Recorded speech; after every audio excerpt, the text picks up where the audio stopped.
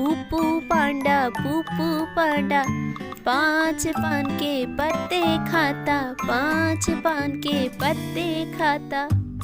5 गाने गाता, 5 गाने गाता।